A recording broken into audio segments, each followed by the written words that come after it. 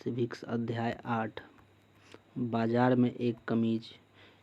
यह अध्याय हमें एक कमीज की कहानी बताता है। यह कहानी कपास के उत्पादन से प्रारंभ होती है और कमीज के बिकने पर ख़त्म हो जाती है। आइए हम देखें कि बाजारों की श्रृंखला कपास उगाने वाले को सुपर बाजार में कमीज खरीदने वाले से कैसे जोड़ती है। इस श्रृंखला में हम हर कड़ी के साथ खरीदना और बेचना जुड़ा हुआ है। क्या इससे सबको बराबर लाभ होता है या कुछ को दूसरे की अपेक्षा अधिक लाभ होता है, हम यह पता लगाने का प्रयत्न करेंगे।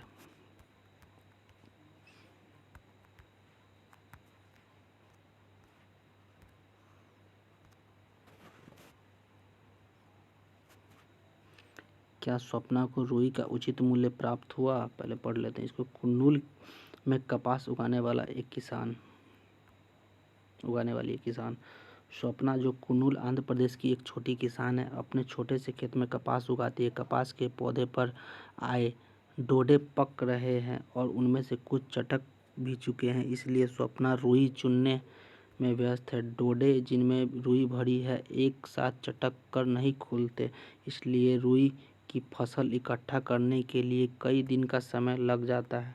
रुई एकत्र हो जाने के बाद स्वप्ना उसे अपने पति के साथ कुन्नूल के कपास बाजार में ले जाकर एक स्थानीय व्यापारी के पास ले जाती है। फसल की बोनी शुरू करने के समय स्वप्ना ने व्यापारी से खेती करने के लिए बीज, खाद, कीटनाशक आदि खरीदने के लिए बहुत ऊंची ब्याज दर पर 2500 कर्ज पर लिए थे। उस समय स्थानीय व्यापारी ने स्वप्ना को एक शर्त मानने के सहमत कर लिया था। उसने स्वप्ना से वादा किया था कि वह अपनी सारी रुई उसे ही बेचेगा। कपास की खेती में बहुत अधिक निवेश करने की जरूरत पड़ती है, जैसे उर्वरक, कीटनाशक आदि। इस पर किसानों को काफ़ी व्यय करना पड़ता है। प्रायः छोटे किसानों को इन खर्चों की पूर्ति करने के लिए पैसे उधार लेने पड़ता है। व्यापारी के परिसर में उसके 2 आदमी रुई के बोरे तोल रहे थे। 1500 रुपये प्रति क्विंटल के हिसाब से रुई 6000 की हुई।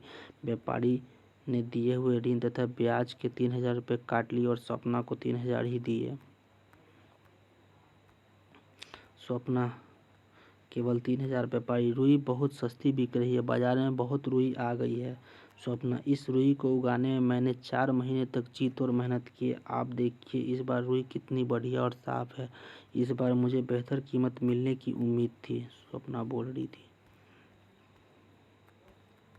व्यापारी ने स्वप्ना को कम मूल्य क्यों दिया? आपके बेचारे बड़े किसान अपनी रुई कहाँ बेचेंगे? उनकी स्थिति किस प्रकार स्वप्ना से भिन्न है? कुर्नूल की कपास मंडी में व्यापारी कपास बेचता है, जिनिंग मिलें कपास खरीद लेती है। जिनिंग मिलें कपास से बीज हटाती है और दबाकर कपास के गट्ठर बनाती है। सूत काटने की मिलें कपास से गट्ठर खरीद लेती है। सूत काटने की मिलें कपास से धागा बनाती है। सूत काटने की मिलें व्यापारियों को धागा बेच देती है। व्यापारी, अम्मा मैं आपको अच्छी कीमत दे रहा हूँ। दूसरे व्यापारी, इतना भी नहीं देंगे। आपको मेरा विश्वास न हो तो कुर्नूल के बाजार में जाकर पता लगाओ। स्वप्न, नाराज न हो, मैं भला आप पर कैसे संदेह कर सकती हूँ? मैंने तो केवल उम्मीद की थी कि इस बार रुई की फसल से इतनी आमदनी हो जाएगी कुछ महीनों का गुजारा चल सके। यद्यपि स्वप्ना जानती है कि कपास कम से कम 1800 रुपये प्रति क्विंटल नहीं बिकेगी, लेकिन वो आगे बहस नहीं करती। व्यापारी गांव का शक्तिशाली आदमी होता है और किसानों को कर्जों के लिए उस पर निर्भर रहना पड़ता है, न केवल खेती के लिए वरन अन्य आवश्यकताओं के लिए भी, जैसे बीमारी, बच्चों की स्कूल की फीस आदि। फिर वर्ष में एक समय ऐसा भी आता है जब किसानों को कोई काम नहीं मिलता और उनकी कोई आय नहीं होती। उस समय केवल ऋण लेकर ही जीवित रहा जा सकता है। कपास की पैदावार करके भी स्वप्ना की आय उस आय से बस थोड़े ही ज़्यादा है जो वह मजदूरी करके कमा लेती है। इरोड का कपड़ा बाजार। तमिलनाडु में सप्ताह में 2 बार लगने वाले इरोड का कपड़ा बाजार संसार के विशाल बाजारों में से एक है। इस बाजार में कई प्रकार का कपड़ा बेचा जाता है। आसपास के गांव में बुनकरों द्वारा बनाया गया कपड़ा भी इन बाजारों में बिकने के लिए आता है। बाजार के पास कपड़ा व्यापारियों के कार्यालय जो इस कपड़ों की खरीदते हैं। दक्षिण भारत में शहरों के अन्य व्यापारी भी इन बाजारों में कपड़ा खरीदने आते हैं। इरोड में एक दुकान। बाजार के दिनों में आपको वे बुनकर भी मिलेंगे जो व्यापारियों के ऑर्डर के अनुसार कपड़ा बनाकर यहाँ लाते हैं। ये व्यापारी देश व विदेश अन्य निर्माताओं, अन्य निर्यातकों को उनके ऑर्डर के अनुसार कपड़ा उपलब्ध कराते हैं। ये सूत खरीदते हैं और बुनकरों को निर्देश देते हैं कि किस प्रकार का कपड़ा तैयार किया जाना चाहिए। निम्नलिखित उदाहरणों में हम देखेंगे कि यह कार्य कैसे होता है।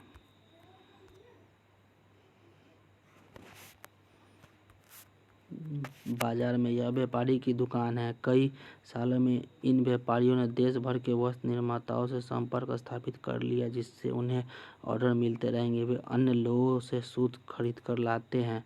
कपड़ा बुनने वाले बुनकर आसपास के गांवों में रहते हैं। वे इन व्यापारियों से सूत ले आते हैं। बुनाई करने के करघे के लिए उन्होंने अपने घरों के पास ही व्यवस्था कर रखी है। इस तस्वीर में आप ऐसे ही एक घर में रखे हुए पावर लूम बिजली चालित करघे को देख सकते हैं। बुनकर अपने परिवार के साथ इन करघों पर कई घंटों तक काम करते हैं। बुनाई की अधिकतर ऐसी इकाइयाँ 2 से 8 करघे तक होते हैं, जिस तक सूत के कपड़े बुनकर तैयार किए जाते हैं।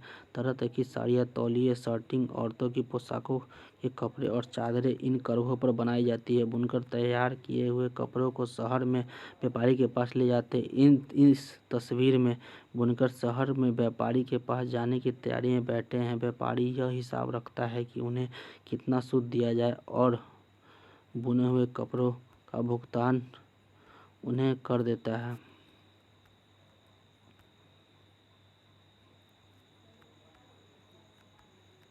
दान व्यवस्था बुनकरों द्वारा घर पर कपड़ा तैयार करना। दादन व्यवस्था कपड़ा उत्पादन करने के जो ऑर्डर मिलते हैं उसके आधार पर व्यापारी बुनकरों के बीच काम बांटता है। बुनकर व्यापारी से सूत लेते हैं और तैयार कपड़ा देते हैं। इस व्यवस्था से बुनकरों को स्पष्टतः 2 लाभ प्राप्त होते हैं। बुनकरों को सूत खरीदने के लिए अपना पैसा नहीं लगाना पड़ता, साथ ही तैयार कपड़ों को बेचने की व्यवस्था भी हो जाती है। बुनकरों को प्रारंभ में ही पता चल जाता है कि उन्हें कौन सा कपड़ा बनाना है और कितना बनाना है। कच्चे माल का प्रयोग करने और तैयार माल की बिक्री के लिए भी व्यापारियों पर बनी निर्भरता के चलते व्यापारियों का बहुत वर्चस्व बन जाता है। वे ऑर्डर देते हैं कि क्या कपड़ा बनाया जाना है और इसके लिए वे बहुत कम मूल्य देते हैं। बुनकरों के पास यह जानने का कोई साधन नहीं है कि वे किसके लिए कपड़ा बना रहे हैं और वह किस कीमत पर बेचा जाएगा। कपड़ा बाजार में व्यापारी यह कपड़ा पहनने के वस्त्र बनाने के कारखानों को बेचते हैं। इस तरह से बाजार का झुकाव व्यापारियों के हितों में अधिक होता है। बुनकर अपनी सारी जमा पूंजी लगाकर या ऊंची ब्याज की दर पर ऋण लेकर करघे खरीदते हैं। एक करघे का मूल्य 20,000 है, इसलिए छोटे बुनकरों को भी 2 करघों के लिए लगभग 40,000 का निवेश करना पड़ता है। इन करघों पर अकेले काम नहीं किया जा सकता। कपड़ा बनाने के लिए बुनकर और परिवार के दूसरे वयस्क सदस्यों को दिन में 12 घंटे तक काम करना पड़ता है। इस पूरे कार्य द्वारा वे महीने में लगभग 3500 रुपये ही कमा पाते हैं। व्यापारी और बुनकरों के बीच यह व्यवस्था दादन व्यवस्था पुटिंग आउट सिस्टम का एक उदाहरण है, जहाँ व्यापारी कच्चा माल देता है और उसे तैयार माल प्राप्त होता है। भारत के अनेक क्षेत्रों में कपड़ा बुनाई के उद्योग में यह व्यवस्था प्रचलित है। यदि बुनकर खुद सूत खरीदकर बने हुए कपड़े बेचते तो उन्हें 3 गुना ज़्यादा कमाई होती। क्या यह संभव? चर्चा कीजिए। क्या इस तरह की दादन व्यवस्था पापड़, बीड़ी और मसाले में भी देखने को मिलती है? आपके इलाके में इस संबंध में जानकारी इकट्ठा कीजिए और कक्षा में उस पर चर्चा कीजिए। आपने अपने इलाके में सहकारी संस्थाओं के बारे में सुना होगा, जैसे दूध, किराना, धान आदि के व्यवसाय में। पता लगाइए कि ये किसके लाभ के लिए स्थापित की गई है। बुनकर सहकारी संस्थाएं। हमने देखा कि दादन व्यवस्था में व्यापारी बुनकरों को बहुत कम पैसे देते हैं। व्यापारियों के ऊपर निर्भरता को कम और बुनकरों की आमदनी बढ़ाने के लिए सहकारी व्यवस्था का एक साधन है। यह एक सहकारी संस्था में वे लोग जिनके हित समान है इकट्ठे होकर परस्पर लाभ के लिए काम करते हैं। बुनकरों की सहकारी संस्था में बुनकर एक समूह बनाकर कुछ गतिविधियां सामूहिक रूप से करते हैं। वे सूत व्यापारी से सूत प्राप्त करते और उसे बुनकरों में बांट देते हैं। सहकारी संस्था विक्रय का कार्य भी करती हैं। इस तरह व्यापारी की भूमिका समाप्त हो जाती है और बुनकरों को कपड़ों का उचित मूल्य प्राप्त होता है। कभी सरकार उचित मूल्य पर सहकारी संस्थाओं से कपड़ा खरीद कर उनकी मदद करती है। जैसे कि तमिलनाडु में सरकार स्कूलों में निःशुल्क गणवेश योजना चलाती है। सरकार इसके लिए पावरलूम बुनकरों की सरकारी संस्था से कपड़ा लेती है। इस तरह सरकार हथकरघा बुनकर सरकारी समिति से भी कपड़ा खरीदकर को-ऑप्टेक्स नामक दुकानों के माध्यम से बेचती है। आपने अपने शहर में शायद कई ऐसी दुकानें देखी होंगी।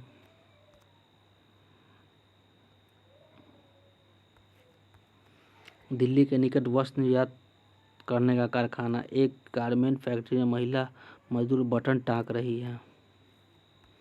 इरोड का व्यापारी बुनकरों द्वारा निर्मित कपड़ा दिल्ली के पास बने बनाए वस्त्र को निर्यात करने वाला एक कारखाने को भेजता है। वस्त्र निर्यात करने वाली फैक्ट्री इसका उपयोग कमीज बनाने के लिए करती है। ये कमीज विदेशी खरीदारों को निर्यात की जाती है। कमीजों के विदेशी ग्राहकों में अमेरिका और यूरोप के ऐसे व्यवसायी भी हैं जो स्टोर्स की श्रृंखला चलाते हैं। ये बड़े बड़े स्टोर स्वामी केवल अपनी शर्तों पर ही व्यापार करते हैं। वे माल देने वाले न्यूनतम मूल्यों पर माल खरीदने की मांग करते हैं। साथ ही वे सामान की उच्चतम स्तर की गुणवत्ता और समय पर सामान देने की शर्त भी रखते हैं। सामान जरा सा भी दोषयुक्त होने पर माल देने में जरा भी विलंबित होने पर बड़ी सख्ती से निपटा जाता है। इसलिए निर्यातक इन शक्तिशाली ग्राहकों द्वारा निश्चित की गई शर्तों को भरसक पूरा करने की कोशिश करते हैं। ग्राहकों की ओर से इस प्रकार के बढ़ते दबावों का कारण वस्त्र निर्यात करने वाले कारखाने खर्चे में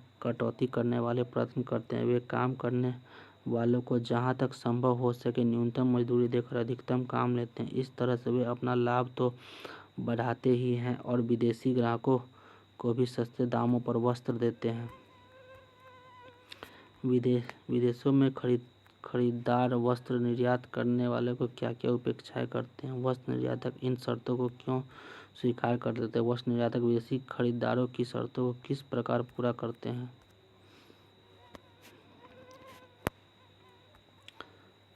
इम्पेक्स गारमेंट फैक्ट्री 70 कामगार है। उनमें से अधिकांश महिलाएं। इनमें से अधिकतर कामगारों को अस्थायी रूप से काम पर लगाया गया है। इसका आशय यह है कि जब भी फैक्ट्री मालिक को लगे कि कामगार की आवश्यकता नहीं है वह उसे जाने को कह सकता है। कामगारों की मजदूरी उनके कौशल के अनुसार तय की जाती है। कामगार करने वाले अधिकतम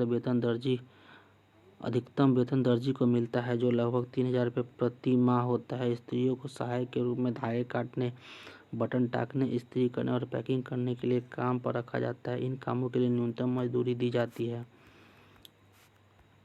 इम्पैक्ट गारमेंट्स फैक्ट्री में अधिक संख्या में महिलाओं को काम पर क्यों रखा गया होगा, चर्चा कीजिए। मंत्री को संबोधित करते हुए एक पत्र लिखकर आपके विचार में मजदूरों के लिए जो उचित भुगतान उसकी मांग कीजिए। नीचे दी गई कमीज के चित्र में दिखाया गया वह व्यवसायी को कितना मुनाफा हुआ होगा, उसको कितना खर्च उठाना पड़ा होगा। यदि कमीज का लागत मूल्य 600 रुपये है तो इस चित्र के जरिए इन कमीज की कीमत में क्या क्या शामिल होता है। मजदूरों का भुगतान। दर्जी को 3000 रुपये, इस्त्री यानी प्रेस जो करता है उसको 1.5 रुपये प्रति पीस, जांच को 2000 रुपये प्रति माह, धागे काटना व बटन लगाना को 1500 रुपये प्रति माह। संयुक्त राज्य अमेरिका में वही कमीज। संयुक्त राज्य अमेरिका में कपड़ों की एक बड़ी दुकान पर बहुत सी कमीजें प्रदर्शित की गई है। इसकी कीमत $26 रखी गई है, अर्थात हर कमीज $26 यानी 1800 रुपये में बेची जाएगी। दिए गए चित्र के अनुसार रिक्त स्थानों की पूर्ति करें। कमीजों में व्यवसायी दिल्ली में वस्त्र निर्यात के कमीजों को इतने रुपये के हिसाब से खरीदे और संचार के विज्ञापन के खर्च किए गए। इसके बाद लगभग इतना स्टोर में खरीदे दर्शन के अन्य। इस तरह से इस व्यक्तित्व को कमीज 900 रुपये लागत पड़ी जबकि वह अन्य 1800 रुपये में बेचता है। एक कमीज पर उसे इतने रुपये का मुनाफा हुआ। वह जितनी अधिक संख्या में कमीज बेचेगा उसे उतना ही अधिक लाभ होगा।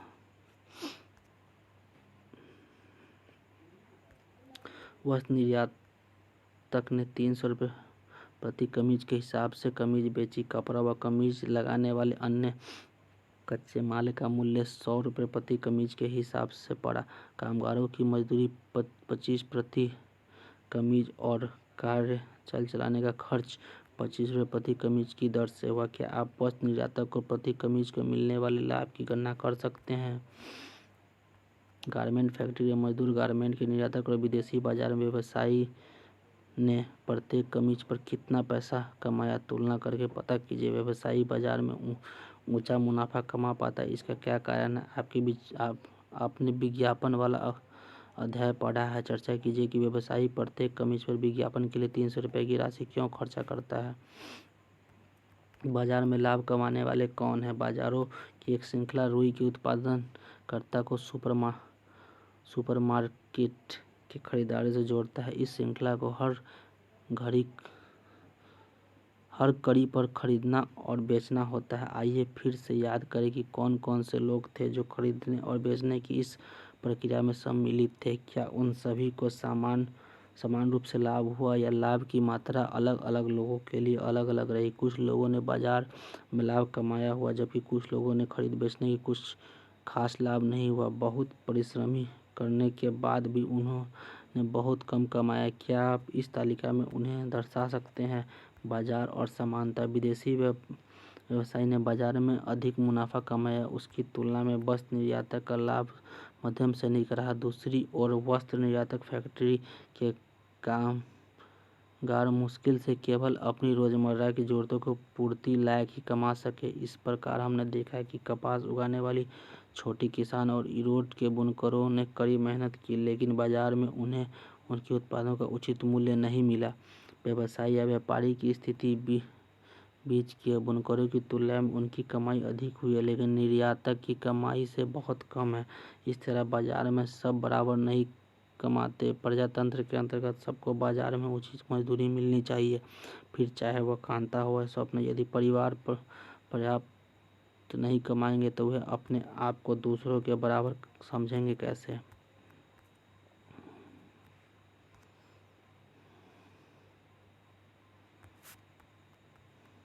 क्या आप जानते थे कि जो रेडीमेड वस्त्र खरीदते हैं उसके पीछे कितने अलग अलग लोगों का प्रयास रहता है?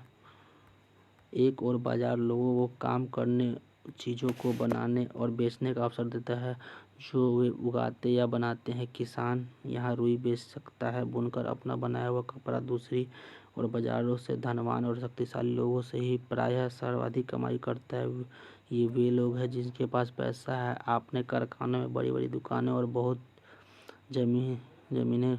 गरीबों को अन्य चीज़ों के लिए धनी और शक्तिशाली लोगों के ऊपर निर्भर रहना पड़ता है। गरीबों को उनके ऊपर ऋण के लिए, ऐसे छोटे किसान स्वप्ना के मामले हुआ, कच्चा माल प्राप्त करने और अपना सामान बेचने के लिए जैसे दादन व्यवस्था में बुनकरों के साथ होता है, और प्रायः नौकरी प्राप्त करने के लिए जैसा वस्त्र के कारखानों में कामगारों के साथ हुआ, निर्भर रहना पड़ता है। इस निर्भरता के कारण बाजार में गरीबों का शोषण होता है। इन समस्याओं के समाधान के लिए भी रास्ते हैं, जैसे उत्पादक मिलकर सहकारी संस्थाएं बनाएं और कानूनों का दृढ़ता से पालन हो।